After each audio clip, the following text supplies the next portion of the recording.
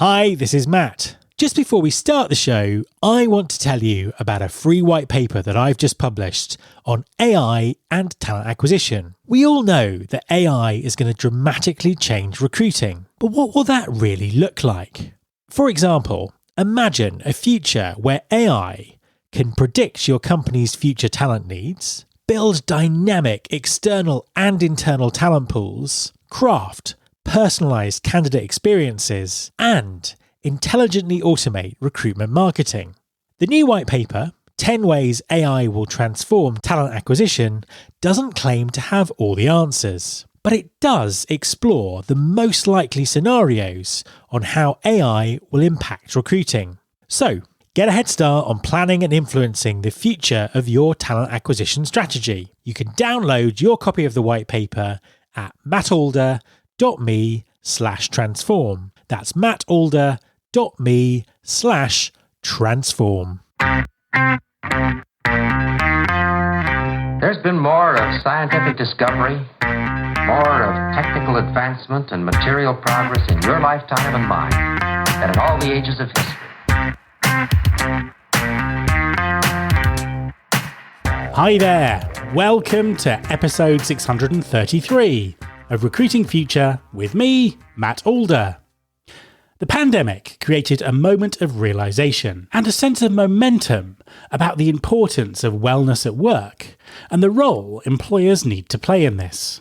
4 years on from the first COVID lockdowns, it's become apparent that an effective wellness strategy plays a vital part in talent acquisition and retention. So how should employers think about their employees' wellness? What support can they offer? And how do both the employer and employees benefit? My guest this week is Luke Bullen, VP of Wellhub in the UK. Wellhub connects employees to the best options for fitness, mindfulness, therapy, nutrition and sleep. Luke has some fascinating and valuable insights on the latest thinking around wellness and its strategic importance to all employers. Hi Luke, and welcome to the podcast. Hi Matt, how are you doing? Thanks for having me on. I'm very well, thank you, and it's a pleasure to have you on the show. Please could you introduce yourself and tell us what you do? Sure, thank you Matt. So my name's Luke Bullen. I'm the VP for Wellhub in the UK. Wellhub, for those of you listeners that don't know us, we're a leading wellness platform that supports the employees of companies across fitness, mindfulness, nutrition, therapy and sleep. We work with all sorts of businesses across 11 markets in the UK. Some companies you'll have heard of: Tesco, TikTok, Santander, Rolls-Royce, lots and lots of others. Those are big names, but right down to companies of less than 50 people. So my role is to make sure we're getting that out to as many companies as we can and helping companies to support their employees' well-being by doing so. Fantastic stuff. So I suppose to start by way of context, I'm sure everyone will have a sense of what's meant by well-being, but just give us some kind of definitions, talk about how it might be changing, what aspects are there to the whole concept of well-being? I suppose the way I would think about well-being is it's anything that is aiming to make people feel as good as possible. I think as companies, we want our colleagues to be thriving. We want them to be in the best possible place.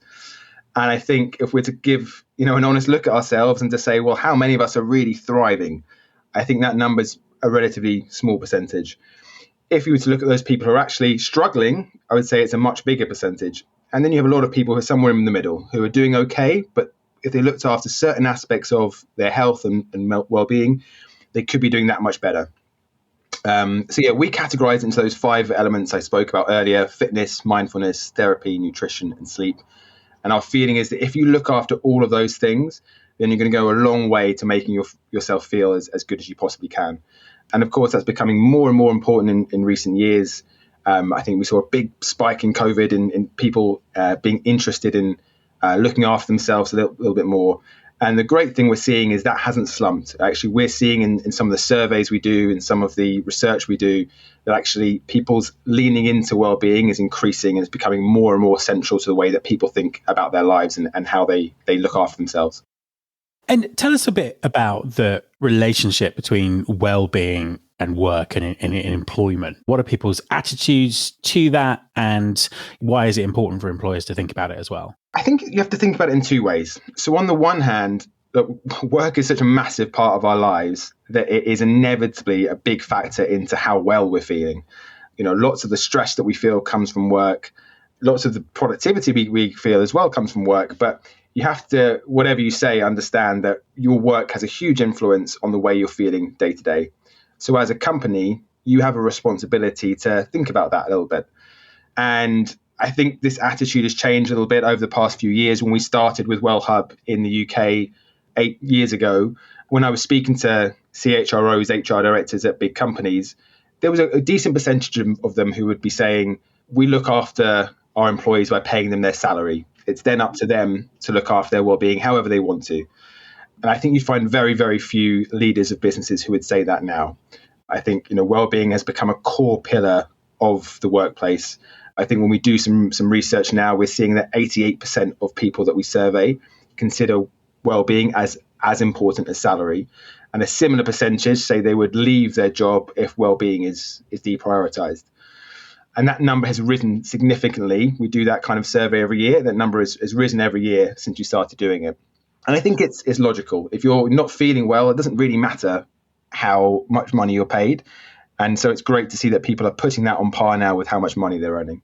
So there's obviously a retention for employers that you mentioned there. What else is there in terms of ROI, productivity, that might persuade people to invest more in this particular area? You can categorize it in different ways, but talent attraction is a big thing. If you can hire people more quickly because you're known as a company that caters to people's well-being and helps them to feel their best selves, that's a huge thing. Same logic goes for retention, as you say. Then thinking about things, well, if we can make people feel more healthy, they're going to take fewer sick days.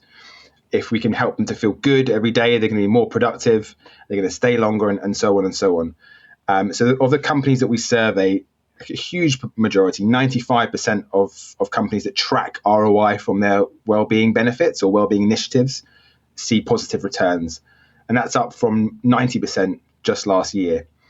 So it's a big thing. We also see a big proportion of companies, I should say, who actually see a very significant return on investment. So over half of the companies that we speak to see a return of £2 for every £1 spent. So from a business perspective, there are so many different ways that you're going to get a benefit if your employees are feeling better. And again, this is now becoming a board level issue. It's something that I think right up to CEOs, companies start to understand this. No, absolutely. Absolutely. And I suppose give us some examples of what it is that employers can actually do, because you mentioned the sort of different types of areas. What is it that employers can offer? How can they help? What is their role in this in terms of the specifics of it? Two sides. So I think the primary role of a company is to make sure that they're not harming their employees' well-being. And I think this is something we speak to companies about a lot. Are there practices within your organization that are actually making people feel more stressed? Are managers aware of all the signs that might mean that someone needs a bit more support? So just kind of structural things, making sure that as a company, you're not doing things that, to start with, aren't pushing their well-being down. And at the same time, thinking about, well, how can I increase my employees' well-being? And for us, that's about reducing barriers. Look, everybody knows, I think they do, everybody in this country knows that if they eat more healthily, if they exercise more, if they take some time to think about their mental health, it's going to be a good thing for them. And I guess the way that we think about it is, well, why do so few people do it then?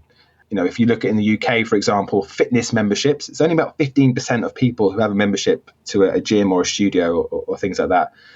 What are the reasons that people aren't doing that?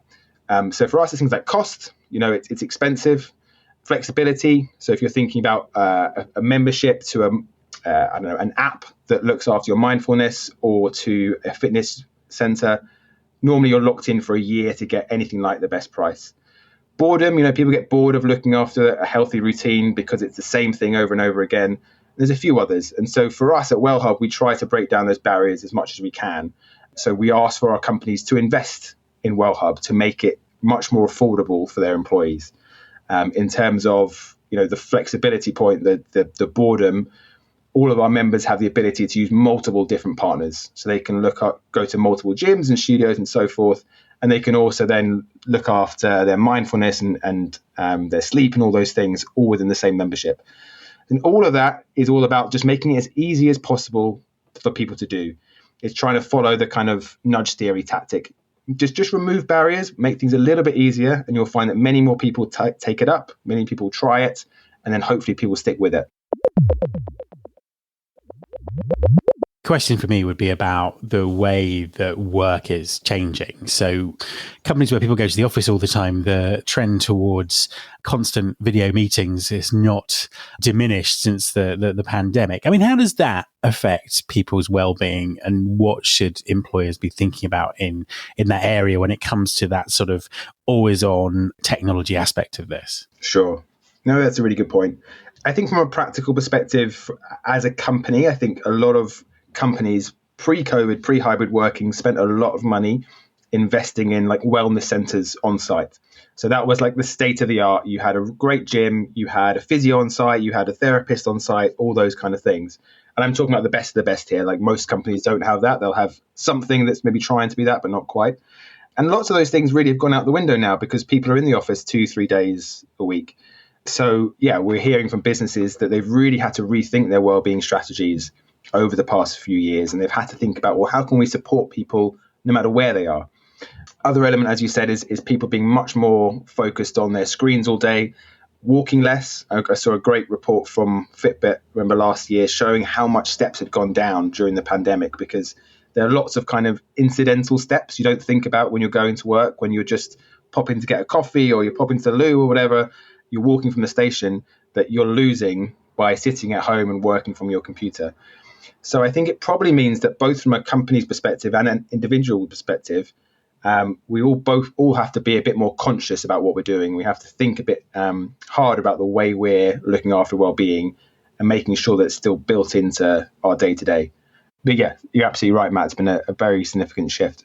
Is this now more about empowering people to do these things themselves than guiding them through it, if you like? I mean, the reason I say that is I remember back to the pandemic, lots of companies were kind of concerned about people's well-being because of what was going on. But then I saw a lot of initiatives kind of come out where it's like, we're going to do yoga or we're going to do a quiz, which is just like more Zoom time and Teams time for everyone, which just seemed kind of crazy. And it just seemed that thing where the employer is trying to almost dictate what happens. So what's the kind of balance there between the individual and the corporation? Really, really good point, Matt. Yeah, I think empower is exactly the right word. I think as a company, and again, this comes back to nudge theory, you don't necessarily want to preach at people. You don't want to make things mandatory. You want to just kind of nudge them in the right direction, signpost them, and as I say, try and remove the barriers that stop people doing these things. So yeah, for example, yoga on site. It's a lovely idea. I think for some people that's great, but okay, lots of people don't like yoga. Lots of people actually would rather not be at the office, like after work or during lunchtime. Lots of people don't want to exercise in front of their colleagues. So there's all sorts of reasons why that will suit a pretty small proportion of people. But if you say to people, well, look, we're going to give you the means that allows you to exercise in the way you want to, or look after your mindfulness in the way you want to, or whatever it might be, then all of a sudden people have a lot more freedom. You're still supporting them, but you're catering for a much, much wider audience because you're giving them the tools to look after themselves. And I think there's something quite powerful in that as well, is like giving people the opportunity to make the choices that they want to make as opposed to directing them towards it. So yeah, that's how I would think about that. It's all about trying to nudge people in the right direction rather than to make things, to enforce anything that might only cater to a much smaller population. You mentioned that obviously, well-being was a very big issue for employees now. Is there any kind of disparity between different groups? Do some people feel disadvantaged? Do some people feel, more advantaged within that? Very interesting. One of the things that came out of our survey was to say that the more senior you are, perhaps this is intuitive, perhaps it's not, but the more people reported that they felt well, they scored their well-being more highly than more junior colleagues. And I think we thought about that in two ways. One is to say, perhaps you can have a perception as a senior executive that, within your company, people are feeling well because you feel well yourself. And so it's being aware that people at more junior levels will have challenges, difficulties that perhaps you can't experience, and to be mindful of that and to make sure that they have the same tools and the same resources you have. The other thing that we saw and we talk to clients about is that when the C-suite, so when those very senior people engage in well-being programs and publicly make clear that they're supporting well-being, the average participation rate of employees is much higher. It's almost like they're being given permission to, right, I'm going to, whatever it might be, take advantage of this benefit my company is offering, or whether it's I'm going to prioritize my exercise time because I can see that this C-level person does the same. We see a very significant rise in participation rate when that happens. So yeah, there's definitely a disparity between seniority levels. I think that will probably come down to salary levels. And again, that probably is back to the point I mentioned about barriers. If you're more senior, if you have more money, if you have a bit more flexibility, then you have fewer barriers than other people. Not to say no barriers, but fewer. So yeah, interesting to see that a very significant difference between those at senior levels versus those at junior mid-ranking levels. Yeah, that's really interesting. I think that's really interesting also about the senior people kind of setting the example that it is okay to do this kind of thing. What other bits of advice would you give employers in terms of maybe some of the small steps that they can make on this journey? I would say is the structural things. So at my company, we're very fortunate. For example, we have like truly flexible working. So we are really encouraged to work the hours that we find are most productive. And in reality, most people work within very similar parameters. But I guess the message is there that we trust you. We know you're going to do the work if you need to. You have your goals and you can make your work fit around you. And that's great because it means that people can go for a run in the morning, or they can go for a gym at lunchtime, or they can just make sure they're there for the school pickup, the nursery pickup, whatever it might be. That reduces stress a lot because you're not thinking to yourself, right, I have to be here at this time. I only have so many hours to fit all these things that I want to in the day. So I would really encourage employers that have the ability to do that, to show trust in their employees by giving them that flexibility. And it doesn't cost anything. That's the great thing. The other big tip I'd give to companies is to try to think holistically about these things. So don't just think about one element of well-being. We often speak to companies and they'll say, well, we're prioritizing mental well-being this year. And of course, mental well-being has so many other factors. It comes down to, are people moving enough? Are they looking after their nutrition? Are they sleeping well? So if you just go down a very narrow angle of one element of well-being, I think you leave yourself short. So yeah, I would say, again, looking at those structural things that help make your company a healthy place to live, to work, I should say, and then also making sure you're thinking about well-being holistically rather than bit by bit. We've obviously been through, huge disruption in terms of the way that work works over the last few years. What do you think the future being at work looks like? How might things develop? What would you hope to see happen? I think I would hope to see that it is the majority of companies that have really strong well-being programs. I think we still speak to pretty big companies who have a bit of a tick box well-being program is how I describe it. So something where on the surface it looks okay, but when you dig a bit deeper, it's not going to drive behavior change, which is what I think you want. You want a program in place that's going to be so compelling, reduce barriers so much that it's actually going to really change behaviors across individuals. And that is going to build up to a significant change in culture across the company. So that's what I hope would change. In terms of like new trends, people are always interested in hearing about this. I think obviously AI is going to change everything we do, and it'd be really interesting to see how that impacts different things. For example, it might help to guide people a little better. We're looking at this on our app right now, using AI to push people towards the things that are going to suit them best. So if they tell us, look, I'm not sleeping well, well, what are the things that we would suggest that they would do, and so forth. But all of these kind of technological changes all come back to the same things. It's how do you make sure that people have the tools in place that to make sure that, as you say, they are empowered to look after their well-being in the way that they want to. And if you're able to do that, that has a massive knock-on effect to the people around them, to the communities around them, to everyone they work with. And the impact of that can be very profound. Luke, thank you very much for talking to me. Thanks, Matt. Great to be on. My thanks to Luke. You can follow this podcast on Apple Podcasts, on Spotify, or via your podcasting app of choice. Please also subscribe to our YouTube channel by going to mattalder.tv. You can search all the past episodes at recruitingfuture.com. On that site, you can also subscribe to our weekly newsletter, Recruiting Future Feast, and get the inside track about everything that's coming up on the show. Thanks very much for listening. I'll be back next time, and I hope you'll join me.